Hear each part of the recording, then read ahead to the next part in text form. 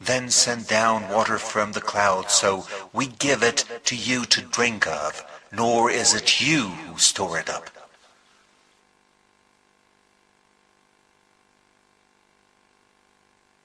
So what are the advantages of the wind, and why the Quran so many times mentions the winds? The winds, in fact, are a source of pollination. When we see different plants and they want to be pollinated, the wind is a source or the mediator for that pollination. Another advantage of wind is eliminating pollution. The pollution which is from the earth and the pollution which is created by man, or the man-made pollution.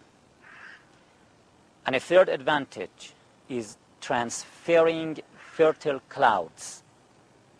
The clouds should move from one place to another place in order to give rain everywhere and for every people. So you see that this wind and the results of the wind are necessary for the life of human, animals, and plants. And if we see another aspect, we would understand that the production of winds, in fact, is a sign of monotheism, and it would prove that God is unique. Because when you see a systematic relation between the wind, the rain, the animals, the sun, you would see that just one essence is behind all these things, and it is God, the unique God. I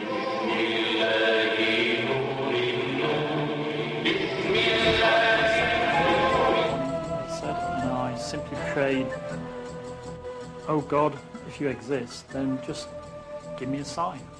And voila. It was as if, it's an extremely difficult thing to explain. Then I started to read Quran. I don't know why, but Quran was there. My name is Miriam Kappen.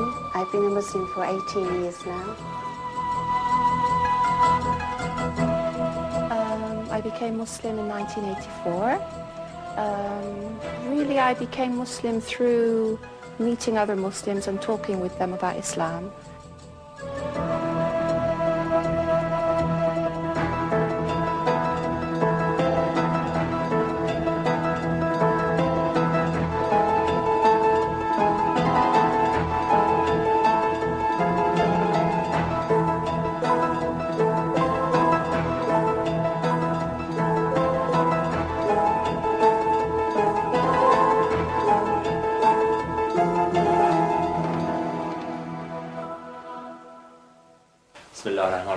Introduce yourself to our viewers and also give us some background to your life in a way. My name is Kemal. I converted to Islam 5 years, coming 6 years. Before I converted to Islam, I was a Roman Catholic. I'm resident in the United Kingdom. I work as an environmental health officer. I'm married to a lady from Turkey. I have a young boy and 2 stepchildren. My brother also is on the verge of, shall we say, accepting Shahada. He is in fact married to a Turkish woman as well. And that's it. Hopefully when I retire from this country, a year or two's time, I should spend some time in Turkey, basically a few months, 3 months, 4 months over there. But that's how I first introduced. I first came into Islam completely by accident. Although I was married to a female, or a woman, my wife from Turkey, her name's Semra, whilst I was with her, she encouraged me to Islam, but it went basically in one ear and out the other. And it was, so I was living in a society. I knew about Islam, I knew it was religion, but I didn't accept it. To me, it was the religion of Arabs, and to me, at that particular time, I didn't like anyone who wasn't English, basically. Until one night, I was right in the dumps. I'd been like that for several weeks, if not months. And I decided that I'm working in the office, I'm going to go for a walk.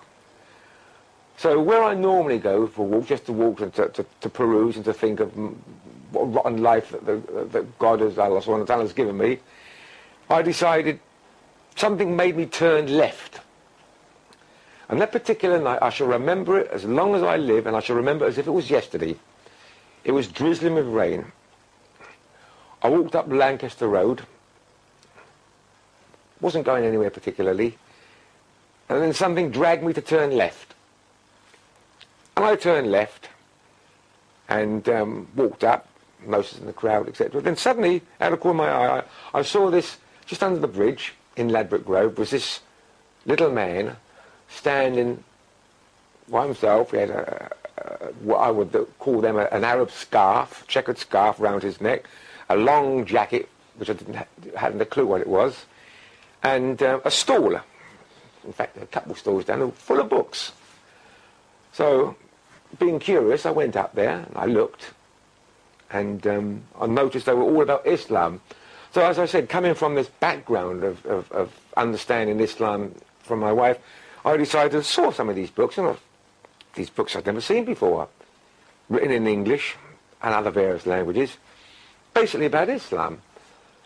So this guy came up to me and said, Salam alaikum, and I didn't know what he was talking about. And I said, Muslim? I said, no. I said, I'm just looking. I said, help yourself. He said, they're free.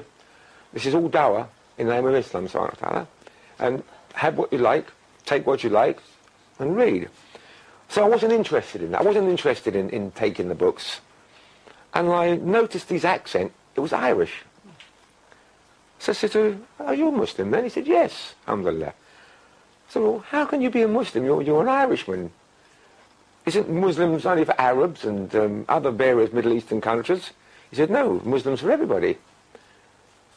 So by then, my curiosity had really been risen up. I said to him, how did you become a Muslim, or why did you become a Muslim?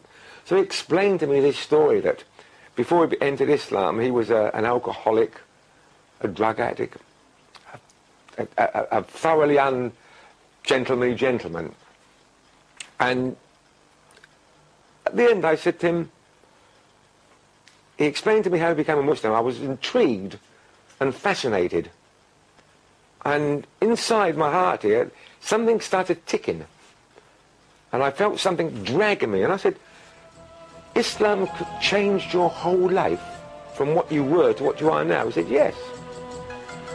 So I said to him, does it work? He said, if you really want it, it works. I said, would what happened to you happen to me? He said, yes. Without thinking, I said, okay then, take me now, I want to become a Muslim.